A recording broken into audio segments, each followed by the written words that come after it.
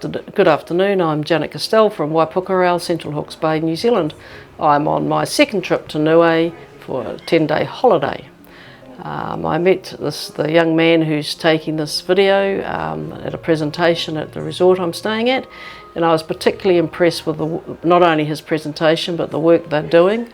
And the reason that they're doing it is they want to retain the assets within Niue so that the benefit comes back to the people and does not go offshore, and more importantly that people can keep their natural traditions alive so they can continue to support their families.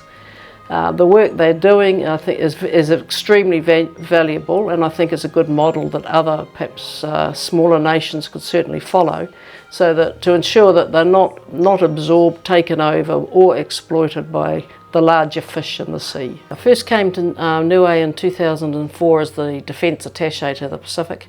I accompanied then Prime Minister Helen Clark, and it was during Niue Language Week, where there was a big push to regenerate and to maintain the language because it was rapidly being lost, and that was of great concern to everybody.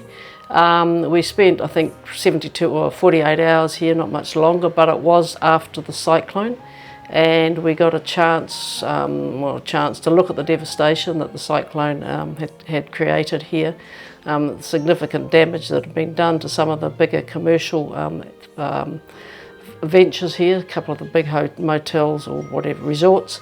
And I was very fortunate. I got taken around the island by a young man whose name escapes me, but he was exceptionally informative, and he had lived through he knew exactly what had happened and could describe things in detail. And I think the devastation probably prompted, especially New Zealand, to become a lot more engaged with Niue than it had been previously.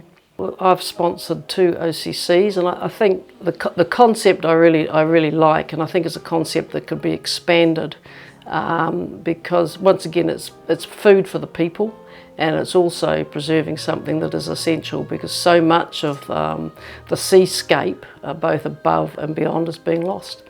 And so whatever they think is best for them, I would support.